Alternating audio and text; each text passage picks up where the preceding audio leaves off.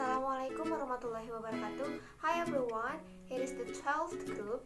I'm Nadia Maulida Hassana as the second presenter, and there is Putri Amalinda as the first and third presenter. So with this good opportunity, we would like to talk about writing. So without any further ado, let's go to the material.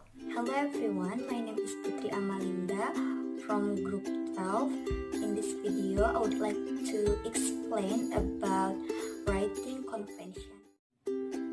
First, handwriting.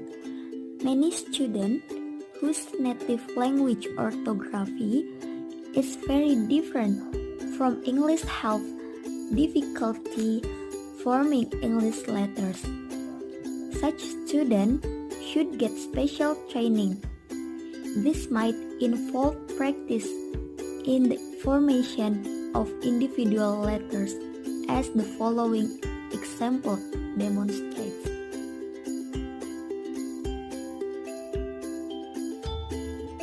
Sometimes, the teacher can write sentence out neatly with space underneath for the student to imitate that writing.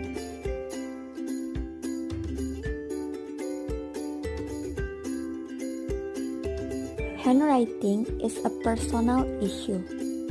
Students should not all be expected to use exactly the same style, despite copying exercise like the one above. Nevertheless, badly formed letters might influence the reader against the writer. Something which is undesirable whether the work is the product of some creative task or, more seriously, work that is going to be assessed in a test or exam. We should encourage students with the problematic handwriting to improve it. So, more and more written communication take place from a computer keyboard. Handwriting is still important for personal letters, written assignment, and most, but not all. The second is spelling. Although incorrect spelling does not often prevent the understanding of a written message, it can adversely affect the reader's judgment. All too often, bad spelling is perceived as a lack of education or care. One of the reasons that spelling is difficult for students of English is that the correspondence between the sound of a word and the way it is spelled is not always obvious. A single sound, or more correctly, a single phoneme, may have many different spellings. Pow, poor, poor, poor, daughter, saint. And the same spelling may have many different sounds, or word, information, correspond. An issue that makes spelling difficult for some students is the fact that not all varieties of English spell the same word in the same way, which is correct. Color or color, and theater or theater. How do we decide between the use of S and Z in words like apologize and customize? To help make things clear, we should get our students to focus on a particular variety of English, British or American English, for example, as a spelling model for them to aspire to. But we should also make them aware of other spelling varieties. The last is layout and punctuation. Some punctuation conventions, such as recapitalization of name, month, specific to only one or a few languages. Though punctuation is frequently a matter of personal style. Violation of well-established custom make a piece of writing look awkward to many readers. Different genres of writing are led of differently. Business and personal letters are different from each other. And emails have convention all of their own. Newspaper articles are laid out in quite specific ways, and certain kind of small ads in magazine follow conventional formats. To be successful of writers in our own or another language, we need to be aware of this layout and use or modify them when appropriate to get our message across as clearly as we can. And for the second material will be explained by Nadia Maulidia. So the next material is about approaches to students' writing. Well, there are different types of approaches to practice students' writing skill, and these different approaches depend on, as a teacher, what we want our student to master, like what kind of skill that's supposed to have by our student, whether we want them to create a good quality of creative writing, or we want them to create a good product in writing, or even we just want them to know the different type of writing. Well, because of different purpose, so there are different approaches in writing skill. So the first approach called process and product. Usually in this approach, starting from discussing about the content of writing, and the teacher check the student's understanding about grammar and punctuation, editing, also drafting.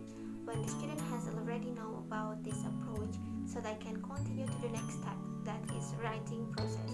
And there are several steps of writing process, such as drafting, and then structuring, reviewing, focusing, and evaluation. And as the result of this approach, usually as a teacher we can see the difference and the improvement between the first draft of students' writing task and the final draft of students' writing task.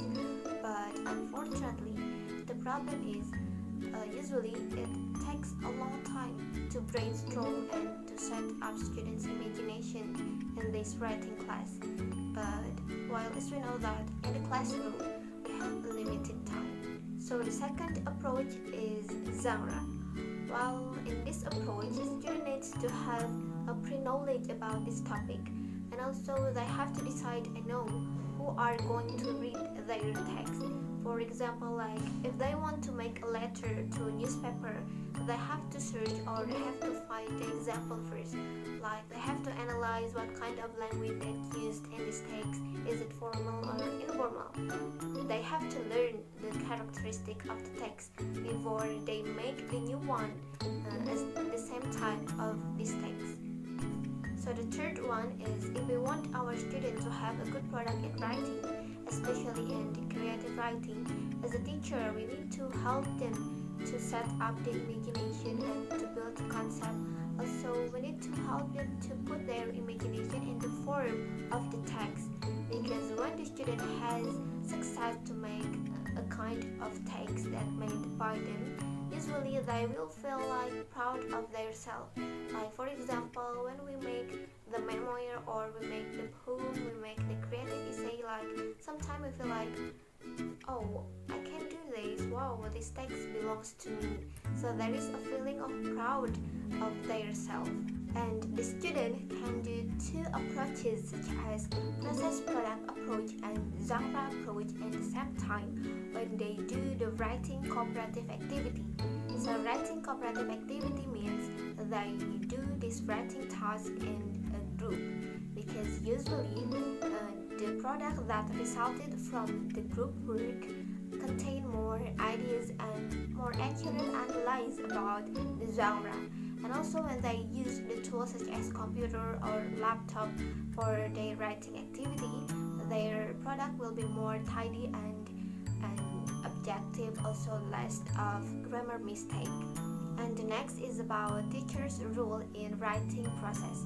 So there are 3 rules of teacher in writing process. The first is as motivator, and the second is resource, and the third is feedback provider.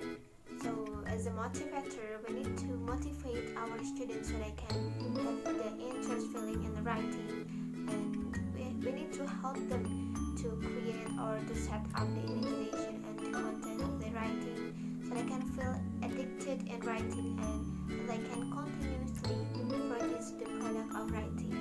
And the second is teacher as the resource. So in this case, we need to give the advice, like we need to give the suggestion, the information about what to improve in their writing text. And the last one is about teacher as a feedback provider.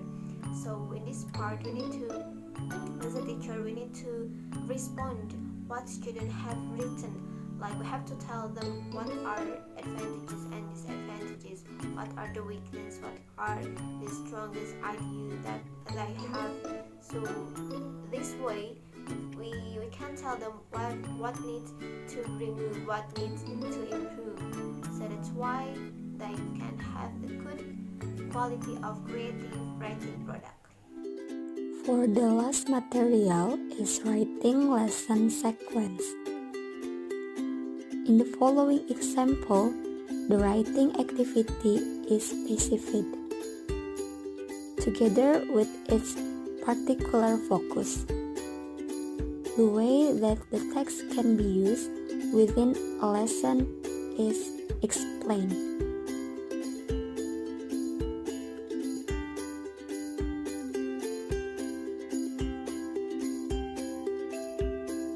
In this task, students practice basic punctuation such as capital letters, comma, apostrophes, and full stops.